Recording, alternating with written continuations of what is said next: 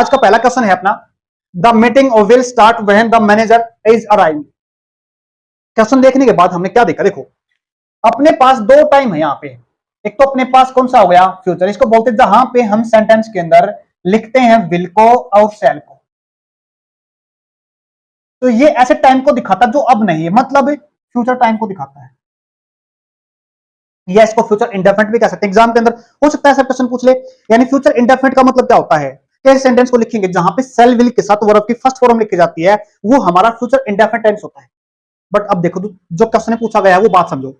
यहां पे क्या दिया गया है, दो काम दिए गए हैं। The meeting will start, meeting शुरू होगी, कब होगी शुरू, when the manager is arriving, जब मैनेजर क्या करेगा, आ जाएगा।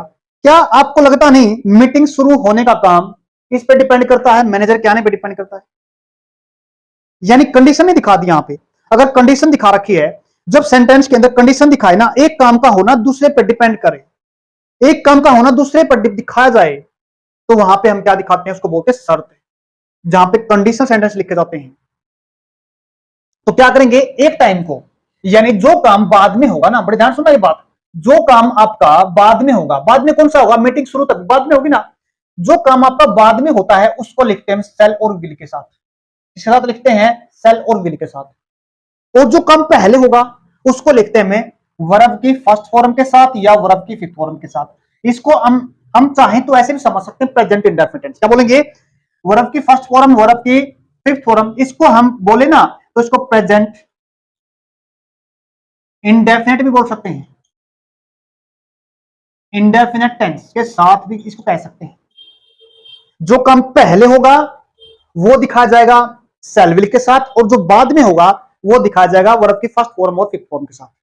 अब आप आगे समझते हैं शर्त कैसे पता चला, ये रहा जी वैन, क्या लिखा है वैन। एग्जामिनर यहां पे इफ भी लिख सकता है, क्या लिख सकता है, ये सेंटेंस को, इस वर्ड को समझो, कंजंक्शन वैन भी लिख सकता है, कंजंक्शन इफ भी लिख सकता है, और कंजंक्शन लिख सकता है अनटिल भी लिख सकता है, बिफोर भी लिख सकता है। इन बातों को समझ लेना। आफ्टर भी लिख सकता है, आफ्टर कहां पे लिखे, यहां पे। बस ध्यान देना है, जब इन शब्दों के साथ लिखा जाए ना, वैन के साथ, आफ्टर, अनटिल, बिफोर, जब ये लिखे जाए सेंटेंस के अंदर, तो समझ लेना वहां पे कौन सी फॉर्म लिखेंगे हमें, या तो वर्ब की फर्स्ट फॉर्म या फिफ्थ फॉर्म। ये मैंने पहले ही बताया था, किसी वर्ब के साथ एस लिखो, एस लिखो, आई एस लिखो, तीनों में से कोई एक लगेगा तो अपने पास वर्ब की फिफ्थ फॉर्म बनती है। फिफ्थ फॉर्म बनेगी तो वो अपनी सिंगुलर बोली जाएगी, क्या बोली जाएगी, सिंगुलर वर्ब बोली जाएगी। अब हमें ये देखना है किसके साथ लगती है ये फिफ्थ फॉर्म। अगर सेंटेंस के अंदर काम करने वाला कौन होता है, यहां लिख देता हूं, अगर वहां पे ही की बात करते हैं, उस पर्सन, सी और इट, यहां पे पर्सन का मतलब वो सब्जेक्ट है, मैंने पहले भी बताया था क्लास के अंदर। और सब्जेक्ट का मतलब मैंने बताया था या तो नाउन होगा या आपका प्रोनाउन होगा। तो हमने क्या करना पड़ेगा, अब देख लो आप, मैनेजर क्या है यहां पे, द मैनेजर है यहां पे ही, तो कौन सी वर्ब लगेगी, अराइव्स। ये नहीं लगे क्योंकि सेकंड फॉर्म पास्ट को दिखाती है, इसको निकाल दो यहां से। उसके बाद वॉज अराइव्ड, ये भी पास्ट को दिखाती है। इंप्रूवमेंट करना पड़ेगा हमारे को बिल्कुल, क्योंकि काम को चलते हुए नहीं दिखा सकते हम। क्या बोलेंगे, काम को चलते हुए नहीं दिखाएंगे। ये तो काम को चलने का मतलब क्या, कोई काम टेम्परेरी टाइम के लिए हो रहा है, मैं पढ़ा रहा हूं, आई एम टीचिंग, आप पढ़ रहे हो, यू आर रीडिंग, स्टडिंग। जब काम को कम समय के लिए चलते हुए दिखा जाए तो हम बी की फॉर्म के साथ, ये बी की फॉर्म है, इजएमआर पास्ट में बोलेंगे उसको वोजवर, आईएनजी साथ नहीं लिखा जाएगा। तो हमने क्या करना पड़ेगा इसके अंदर, इंप्रूवमेंट तो करना पड़ेगा। तो इंप्रूवमेंट कहां से होगा, ए से होगा। उम्मीद करता हूं समझ में आ गया होगा। एक छोटी बात और बता देना, तो देख लो इसको साथ। अगर यहां पे अपने पास सेल और विल नहीं है, पास्ट में दिखा जाए, यहां पे शर्त तो पास्ट में भी हो सकती है ना, तो पास्ट में दिखाएंगे तो क्या बना देंगे इसको, यहां पे तो वर्ब की सेकंड फॉर्म बना देंगे, और यहां पे सेल और विल को क्या बना देंगे, वुड बना देंगे। नेक्स्ट देखिएगा अपना question, time and tide waits for none, क्या बोलेंगे, यहां पे वेट्स दिखा रखा है। अब करना क्या इसके अंदर, सेंटेंस को बड़े ध्यान से पढ़ना, टाइम एंड टाइट, क्या आपको लगता नहीं दो चीजें दिखा रखी है, क्या बोलेंगे, दो चीजें दिखा रखी है इसके अंदर, एक टाइम दिखा रखा है और एक टाइम दिखा रखा है। लेकिन एक चीज को बड़े ध्यान से समझना, क्या बोलेंगे, एक चीज को बड़े ध्यान से समझना। सेंटेंस पढ़ रहे थे हम, time and tide waits for none. पढ़ा क्वेश्चन, बड़े ध्यान सुनना। इससे पहले शायद क्लास में मैंने करा था, जब भी हम एंड कंजंक्शन के साथ दो चीजों को दिखाएंगे ना, क्या दिखाएंगे, दो चीजों को दिखाएंगे। अगर दो चीजों को अलग अलग करके दिखाना, एक जैसी चीजों को दिखाया गया है, तो उसके साथ आने वाली जो वर्ब होती है ना, आने वाली वर्ब कौन सी लिखते हैं हमें, वर्ब की फर्स्ट, सॉरी वर्ब कौन सी फॉर्म लिखते हैं, प्लूरल वर्ब लिखते हैं, प्लूरल वर्ब लिखते हैं। लेकिन आज एक बात और सुनो, अगर प्लूरल वर्ब लिखी गई है वहां पे, लेकिन एंड कंजंक्शन के साथ दो चीजों को जोड़ रखा है, लेकिन उनका मतलब एक निकल रहा है, क्या बोला मैंने, मतलब एक निकल रहा है, तो उसके साथ आने वाली फर्स्ट फॉर्म लिखेंगे, सॉरी फर्स्ट फॉर्म नहीं, सिंगुलर वर्ब लिखी जाएगी। तो सिंगुलर वर्ब कैसे बनेगी, तो हमने अभी भी पढ़ा था, वर्ब की फर्स्ट फॉर्म के साथ एस ई एस या आई एस लिखते हैं, तब बनती है अपने पास। तो टाइड वेट्स बिल्कुल सही सेंटेंस अपने पास, क्या बोलेंगे, ये रहा सेंटेंस, बिल्कुल सही है, वेट्स आ जाएगा, यानी हमारे को इसके अंदर इंप्रूवमेंट करने की जरूरत नहीं है। दोबारा फिर सुनो, एंड कंजंक्शन के साथ दो समान चीजों को दिखाता, बराबर चीजों दिखाता है, तो हम लिखते हैं उसके साथ प्लूरल वर्ब, प्लूरल बन जाता है। लेकिन एंड कंजंक्शन के साथ दो नाउन को दिखाकर, लेकिन मतलब एक निकल रहा उनका, तो हम लिखेंगे उसके साथ सिंगुलर वर्ब। तो अपने पास सिंगुलर वर्ब ऑलरेडी है, नो इंप्रूवमेंट की जरूरत है। एक चीज और बताता हूं, आ जाए तो वेट के साथ क्या बोलेंगे, वेट के साथ हम फॉर प्रेपोजिशन लिखते हैं, किसी का वेट करना, क्या बोलेंगे, वेट के साथ फॉर लिखते हैं, जिसका हम इंतजार कर रहे हैं। और सुनो, इसी के जैसा एक शब्द अपने पास अवेट, क्या बोलेंगे, अवेट, अवेट, इसका मतलब इसके साथ है ना, अवेट के साथ हम प्रेपोजिशन जो फॉर है ना वो नहीं लिखेंगे, क्या बोलेंगे, जो फॉर प्रेपोजिशन है वो नहीं लिख पाएंगे इसके साथ। तो उम्मीद करता हूं समझ में आ गया। नेक्स्ट क्वेश्चन देखिए, अपने पास इंप्रूवमेंट नहीं करने की जरूरत है। नेक्स्ट क्वेश्चन अपने पास, बड़े ध्यान समझना, the smell of this flower make me felt dizzy. Question पढ़ लिया हमने, जो क्वेश्चन पढ़ा ना हमने, क्वेश्चन पढ़ने के बाद एक चीज देखी हमने, हम किसकी बात कर रहे हैं, द स्मेल। स्मेल क्या होती है, गंध होती है, क्या बोलेंगे, गंध। एक होती है बैड स्मेल, एक होती है गुड स्मेल, इसको भी ध्यान से देख लेना, बैड स्मेल है, गुड स्मेल है। एग्जाम के अंदर हो सकता है दूसरा मतलब दूसरे तरीके से पूछना इसको, the smell of this flower make. जब हम स्मेल की बात कर रहे हैं ना, तो ये अपने पास क्या है, सिंगुलर है, सब्जेक्ट, क्या बोलेंगे, सिंगुलर सब्जेक्ट है। तो इसके हिसाब से वर्ब कैसी आएगी, वर्ब कैसी लिखी जाएगी, ये कैसी लिख रखी है, वर्ब की फर्स्ट फॉर्म लिख रखी है। फर्स्ट फॉर्म तो क्या हो गई, गलत हो गई, क्योंकि ये क्या होती है, प्लूरल होती है, प्लूरल होती है, गलत हो गई। तो ठीक कैसे बनेगा, मेक नहीं लिखा जाएगा, यहाँ पे क्या लिखा जाएगा, मेक से लिखा जाएगा। और यहाँ पे इसके ठीक बाद में मेक्स मी फेल्ट, फेल्ट नहीं फील, क्या बोलेंगे, make me feeling, feel. Next question देखिए अपने पास क्या कर रहा है, माई मदर सिस्टर, क्या बोलेंगे, माई मदर सिस्टर। बात किसकी चल रही है यहाँ पे, इसकी बात चल रही है, ये अपने पास क्या है, सब्जेक्ट है इसका। बात किसकी करी जा रही है, सिस्टर की जा रही है। जब यहाँ पे बात सिस्टर की जा रही है, सिस्टर अपने पास क्या हो गया, यही बात, बिल्कुल सिंगुलर हो गया। अगर सिंगुलर हो गया तो इसके साथ आने वाली वर्ब कैसी रहेगी, क्योंकि हमने किसी सब्जेक्ट से सीधी वर्ब कौन सी फॉर्म दिखाई है, कौन सी फॉर्म है, वर्क दिखा रखा है। वर्क नहीं आएगा यहाँ पे, क्या लिखा जाएगा, वर्क्स लिखा जाएगा, क्या लिखा जाएगा, वर्क्स लिखा जाएगा। बड़े ध्यान समझना आगे, works, sorry work since 8 hours every weekday, क्या लिखा है, एवरी। जब हम सेंटेंस के अंदर लिखाते हैं एवरी वीक, सॉरी, या फिर लिखते हैं एवरी डे, एवरी डे बोले, एवरी वीक बोले, एवरी मंथ बोले, तो ये काम कैसे काम हो जाते हैं अपने पास, ये काम ऐसे होते हैं जो हम रूटीन के अंदर करते हैं, क्या बोलेंगे, या तो वो काम आपका रूटीन के अंदर होता है, या वो काम आपका डेली होता है, या फिर वो आपका काम परमानेंट है। मतलब परमानेंट का मतलब क्या होता है, जैसे जो सूर्य है सुबह हर रोज निकलता है, परमानेंट काम है। पानी का गर्म होना 100 डिग्री पे, ये क्या है आपका, परमानेंट है। 0 डिग्री पे फ्रीज हो जाना, परमानेंट का काम है ये। और जो हम काम परमानेंट रूटीन के और डेली होने वाले कामों को दिखाते हैं, कौन सी फॉर्म लिखते हैं, या तो वर्ब की फर्स्ट फॉर्म या वर्ब की फिफ्थ फॉर्म लिखते हैं उसके अंदर। तो क्या करना पड़ेगा, इसके हिसाब से इसको फिफ्थ फॉर्म बना देंगे, क्या बना देंगे, इसको फिफ्थ फॉर्म बना देंगे, वर्क्स बन जाएगा, क्या, वर्क्स। और सिंस नहीं लिखा जाएगा यहाँ पे, क्या बोलेंगे, सिंस नहीं लिखा जाएगा। सिंस हम कहां पढ़ते हैं, सिंस सेंटेंस के अंदर जब हम प्रेजेंट परफेक्ट कॉन्टिन्यूअस पढ़ते हैं ना, जहां पे कोई काम कितने समय से चल रहा है उसको दिखाने के लिए। तो सीधा क्या लिखेंगे यहां पे लिख देंगे फॉर लिख देंगे। क्या लिखेंगे? फॉर लिखा जाएगा, सिंस गलत हो जाएगा। तो हमें क्या कर देना पड़ेगा यहां पे, sister works for 8 hours every week. उम्मीद करता हूं समझ में आ गया होगा। एरर अपना इसके अंदर बी पार्ट के अंदर था, इसका भी बी पार्ट के अंदर। नेक्स्ट क्वेश्चन देखिए, नेक्स्ट क्वेश्चन अपने पास, I like to sing when I am tired.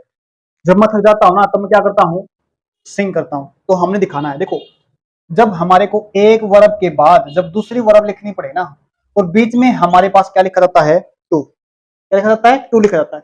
तो ये पर्पज को भी दिखाता है। क्या बोलेंगे? ये पर्पज को भी दिखाता है। कोई काम देखो, आई गो टू स्कूल, मैं स्कूल जाता हूं, किसके लिए? पढ़ाई के लिए। I go to school to study लिखा जाएगा। जब हम एक काम से दूसरे काम के पर्पज को दिखाएं, तो हम पर्पज को दिखाने के लिए हम क्या लिखते हैं? टू लिखते हैं। और टू के बाद अपने पास लिखी जाती है वर्ब की फर्स्ट फॉर्म। तो आप अब समझ जाए ये अपने पास कौन सी फॉर्म है, यहाँ पे ये फर्स्ट फॉर्म है, ये इसका सही आंसर बनेगा। क्योंकि आईएनजी फॉर्म तो हम टू के साथ तो नहीं लिखेंगे, लिख रहे हैं चीजों को नहीं लिखेंगे। वर्ब की कौन सी फॉर्म है? फिफ्थ फॉर्म है, नहीं लिखी जाएगी। कौन सी फॉर्म है वर्ब की? सेकंड फॉर्म है, नहीं लिखी जाएगी। यही कौन सी आती है? टू के बाद हमारे पास वर्ब की फर्स्ट फॉर्म लिखी जाती है। नेक्स्ट देखिए, my house is adjacent dash central park. ये वर्ड है ना अपने पास एडजेसेंट, नजदीक को दिखाता है। क्या बोलेंगे? बिल्कुल पास को दिखाता है। जो सेंट्रल, जो मेरा हाउस है ना, जो मेरा घर है ना, वो कहां पे? बिल्कुल उसके नजदीक है। किसके? सेंट्रल पार्क के नजदीक है। एडजेसेंट के साथ हम क्या प्रेपोजिशन क्या लिखते हैं? टू लिखते हैं। क्या लिखेंगे? टू प्रेपोजिशन लिखते हैं। उम्मीद करता हूं समझ में आ गया होगा। लिख लेना, एक एक बात को काम आएगी, कॉपी बना लेना, हर चीज को लिख लेना बारीकी से। नेक्स्ट क्वेश्चन देखिए, नेक्स्ट अपने पास काफी इंपोर्टेंट क्वेश्चन है, Rohan dash for this company since 2007। जब हमारे पास सेंटेंस के अंदर सिंस लिखा है, फॉर लिखा है, क्या बोलेंगे? सिंस लिखा है और फॉर लिखा है, ये दिखाता है पॉइंट ऑफ टाइम को, पॉइंट ऑफ ए टाइम को दिखाता है। और ये दिखाता है पीरियड ऑफ टाइम को, पीरियड ऑफ ए टाइम को। ये क्या मतलब होता है? देखो जब हमारे को स्टार्टिंग पॉइंट पता होता है ना, किस चीज का स्टार्टिंग पॉइंट, जैसे हमने यहां पे क्या दिखाया है, स्टार्टिंग पॉइंट ये देखा 2007, 2007 लगा लिया। सिंस हम मंडे भी लिख सकते हैं, संडे भी लिख सकते हैं, कोई टाइम को दिखाने के, जैसे 7 o'clock 2 o'clock AM PM, तो सीधा स्टार्टिंग पॉइंट दिखा दिया ना। मॉर्निंग भी लिख सकते हैं, सीधा अगर वो पॉइंट दिखा दिया, स्टार्टिंग पॉइंट दिखा दिया ना, तो हम सिंस के साथ लिखते हैं। किस साथ लिखते हैं? सिंस के साथ लिखते हैं। पीरियड का मतलब क्या होता है? जैसे 2 घंटे हो गए, 3 घंटे हो गए, 4 दिन हो गए, एक सीधा पॉइंट देखो यहां से, उस टाइम होता ना, पता नहीं होता हमारे किस टाइम की बात कर रहे हैं, कितना टाइम है वो, 3 आवर्स। स्टार्टिंग पॉइंट नहीं पता हमारे को, ये पीरियड होता है। क्या बोलेंगे? ये पीरियड है अपने पास। 3 घंटे हो गए, 15 दिन हो गए, 20 दिन, 3 महीने, 4 महीने, 5 साल। एक और चीज देखो, इसमें है ना मोस्टली क्या करते हैं? डिजिट को यूज करते हैं। किसको डिजिट करते हैं? डिजिट। 2 4 2 आवर्स, 3 डेज, 7 ईयर्स लिखते हैं। जब सेंटेंस अपना लिखा जाता है ना, तो ये ऐसा काम होता है जो काम खत्म भी हो गया और अब भी चल रहा है। मैं पढ़ा रहा हूं ना, अब भी तो पढ़ा रहा हूं ना। कितना टाइम होगा मेरे को पढ़ाते हुए? मेरे को लगभग आधा घंटा हो गया पढ़ाते हुए, मेरे को 20 मिनट हो गई पढ़ाते हुए। कुछ काम खत्म हो गया और चल रहा है, उस काम को दिखाने के लिए हमारे पास प्रेजेंट परफेक्ट कॉन्टिन्यूअस टेंस लिखा जाता है। मतलब वो लिखते हैं हमें हैज के साथ, हैव के साथ, बीन लगाते। क्या लगाते हैं? बीन। और काम को चलते हुए दिखाते हैं। अभी तो पढ़ा रहा हूं मैं, तो कौन सी फॉर्म? ING form. जब काम को चलते हुए दिखा जाए तो आईएनजी फॉर्म, तो काम तो अभी चल रहा है, अब भी चल रहा है, तो क्या लिखेंगे? उसको लिखेंगे हैज हैव के साथ, बीन के साथ लिखेंगे वो वर्ब की फोर्थ फॉर्म। कमाल चीज देखो, ये क्या लिखा है? बीन लिखा है। कौन सी फॉर्म है ये? B was been. पढ़ते ना, थर्ड फॉर्म पढ़ते ना। हैज हैव के साथ कौन सी फॉर्म? थर्ड फॉर्म लिखी है। और फिर हम क्या लिख पाएंगे यहाँ पे? आईएनजी फॉर्म लिख पाएंगे। ये ऐसे काम को दिखाती है वर्ब बी की फॉर्म, जो काम टेम्परेरी टाइम के लिए चलता है, ये तो नहीं होगा। ये कौन सा काम जो पास्ट में है, जो काम हो गए पहले, और ये काम कौन सा? ये भी पास्ट में दिखाती है, काम तो अभी चल रहा ना। तो हमने सीधा वर्ब की थर्ड फॉर्म लिख दी, नहीं है तो क्या बचेगा अपने पास से? ये बचा ए ऑप्शन, इसका ए आंसर का सही रहेगा। नेक्स्ट देखिए अपने पास, there is no agreement between क्या बोलेंगे, between you and I. Preposition ध्यान से लिखना है पॉइंट। प्रेपोजिशन के बाद हमेशा आपका लिखा जाता है ऑब्जेक्टिव केस। क्या लिखेंगे, ऑब्जेक्टिव केस लिखा जाता है। जैसे यू, योर, यू, क्योंकि दोनों सेम है, पता चलता नहीं हमारे को, लेकिन यहां पे इसके बाद ना ये केस लिखा गया है, ये सब्जेक्टिव केस, ये पोजेसिव केस, और ये आपका ऑब्जेक्टिव केस। प्रेपोजिशन के बाद ये रही प्रेपोजिशन, इसके बाद हमेशा ऑब्जेक्टिव केस लिखा जाएगा। ऑब्जेक्टिव केस का मतलब होता है, केस का मतलब होता है कारक, कर्ता कारक, कर्म कारक, संबंध कारक, पढ़ते ना। तो यहां पे क्या बनेगा, ठीक अपने पास बिटवीन यू एंड आई नहीं लिखा जाएगा, तो क्या लिखेंगे हम यहां पे, यू एंड मी लिखेंगे। उम्मीद करता हूं ये बात समझ में आ गई। जब हम तुलना करते हैं ना, क्या करते हैं, तुलना करते हैं, तो तुलना करने के बाद हम एक पॉइंट और पढ़ेंगे, उसके बाद कौन सा केस लिखते हैं तुलना में, वहां पे बड़े ध्यान समझना, उसको समझाएंगे ना, वो अलग तरीके से लिखा जाएगा। तो एरर कहां पे, बी पार्ट के अंदर। उम्मीद करता हूं समझ में आ गया होगा। नेक्स्ट क्वेश्चन देखिए अपना, लास्ट क्वेश्चन आज के 10 करेंगे। We ought serve our elders in the family. Sentence पढ़ने के बाद हमें क्या देखा, यहां पे देखा ought, क्या बोलेंगे ought, ये अपने पास है मॉडल वर्ब, क्या है अपने पास मॉडल वर्ब। ought के बाद हम क्या दिखाते हैं, सीधा वर्ब को नहीं लिखेंगे, क्या बोलेंगे, सीधा हम वर्ब को नहीं लिखेंगे।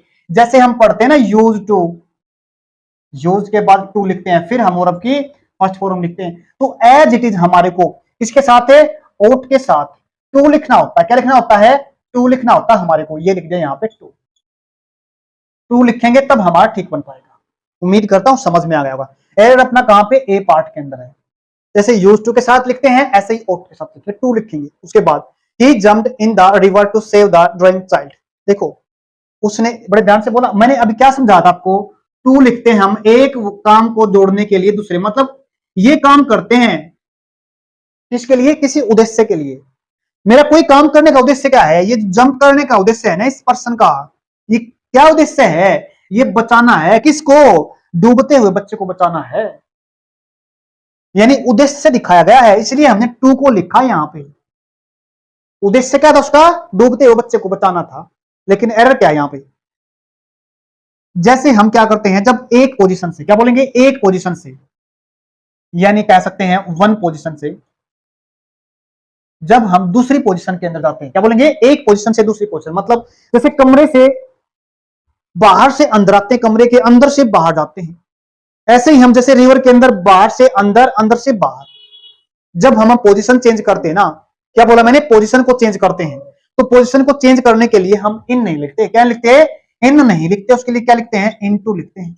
क्या लिखते हैं, इनटू। एरर अपना कहां पे, ए पार्ट के अंदर है। हम अंदर बैठे हैं तो लिखेंगे in, I am sitting in the room, अंदर बैठा हूं। लेकिन मैं अगर अपनी पोजीशन चेंज कर दूं, बाहर चला जाऊं या अंदर आ जाऊं, तो पोजीशन को चेंज करने के लिए आपके पास क्या होता है, इन नहीं लिखा जाता, इनटू लिखा जाता है। उम्मीद करता हूं आपको क्लास अच्छी लगी होगी। अगर अच्छी लगी लाइक शेयर सब्सक्राइब जरूर करना। आज के लिए इतना ही, धन्यवाद।